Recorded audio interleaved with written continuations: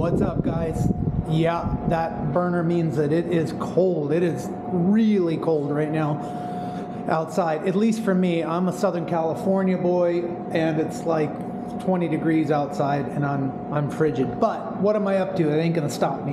Weather's not gonna stop me. What am I up to today? Well, today I am finally finishing the GSXR 1100, and I say that with trepidation because this bike came to me. This was a complete frame-off restoration, and I declared it finished about maybe 4 or 5 months ago, but then there was carb issues that I had to go back into. The seat was probably the hardest thing to accomplish on the whole motorcycle, and not in terms of what it took physically.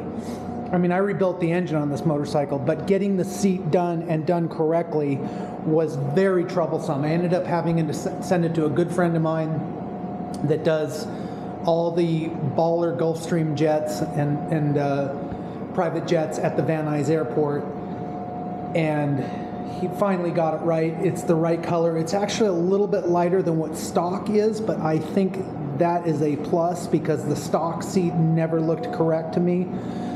So anyway, finishing this bike, I went through and I torque spec'd the entire bike, and you might ask yourself, well, what the heck is torque spec, Jeff? Well, basically all that means is, since this was a complete teardown, I mean, this bike went down to the frame, motor completely apart. I mean, I call it a nut and bolt restoration because basically every nut and bolt has been gone over. This is museum quality, and it's a bike that I wanted for a long time, and I doubt I'll ever sell it. Most of the bikes I get are flips, but this one I'm going to keep. But anyway, torque spec just means that after I reassembled it, I went through the manual and torqued every single bolt that had a torque spec in the manual, torqued them to factory specs. So basically the bike right now is like it came off the showroom floor in 1988, but it didn't have those carbs, and it didn't have the Vance & Hines. And the Vance & Hines is an interesting story. I got the Vance & Hines exhaust for it, vintage, came with it, but the can was really dinged up and dingy, and I probably could have redone it, the original can, but instead of doing that, and the badge was faded, instead of doing that, I measured the OD and the ID of the can, and I got a whole new piece of aluminum, and it actually needs to be polished. There's a little bit of stuff on it, but I got the exact same can, exact same length, and then drilled it, and then mounted it to the pipe, and then got the reproduction badge out of Germany. So that's a neat piece because it's period correct for the bike. In fact, this is an early Vance & Hines, the one with the 6-shooter looking rear. That is a period correct exhaust. Those exhausts were kind of 86, 87. So that's that. I'm going to button it up today, put the fairings back on it. There's the lower. I got the side panels inside. And then wax it and throw a sheet over it and stick it in the living room because I'm done with it, and I just don't want to get overspray on it or what have you.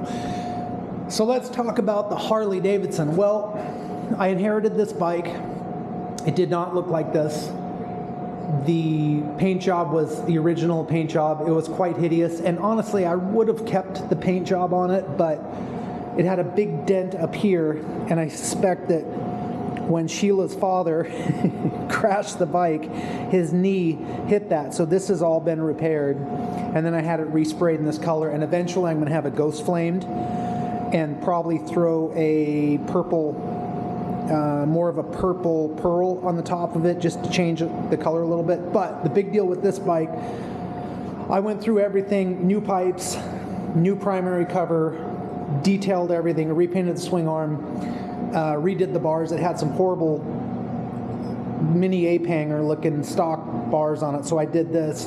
This was a really difficult thing to do because the wires for the controls run through the bar down there, and the problem I had getting a fish up there to go through to get the cable is that I couldn't get around this corner, so I ended up doing coat hangers with hooks on them from each side, and then met in the middle, hooked them together, and then pulled one of the coat hangers through, and then attached the wire to the coat hanger and pulled it through, and that's that. But neat looking bar. I redid I put a new seat on it. It had a goofy looking sofa cushion looking seat. But the big deal on this bike is the wheels. The wheels that came on it were the solid. The Softail has a solid rear wheel, but it had been chromed and the chrome was peeling.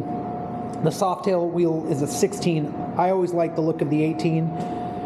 So I did an 18, and I did a wider wheel and a wider tire, and that is a 150 tire, and that is the absolute limit. In fact, it's probably over what I should have done, because right there, it contacts the tire. So I'm going to have to do a narrower pulley and a narrower belt, which is not a big deal.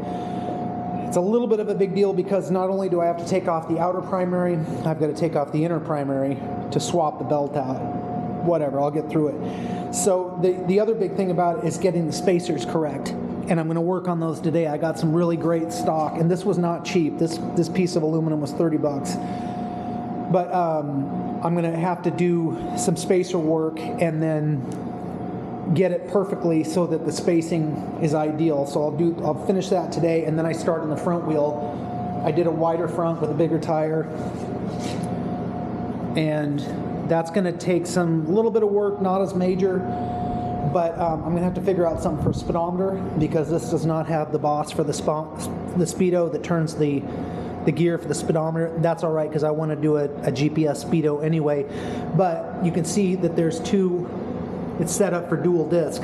So eventually I'm going to convert this front end to dual disc. It's single disc right now. So yeah, I've got some stuff ahead of me today, but it's all fun stuff, right? So that's where I'm at, and I've only got 3 bikes right now. The season's coming. Pretty soon I'll be stocked up, but I just need to finish these 2, and I can move forward. So anyway, all right, guys, that's it. Thank you for tuning in. If you're watching this on YouTube, I know everybody says this, but please like and subscribe to my channel. At least like it. It helps me on Google, on YouTube, and I'm really trying to build up my YouTube presence. So anyway, all right, guys, take care.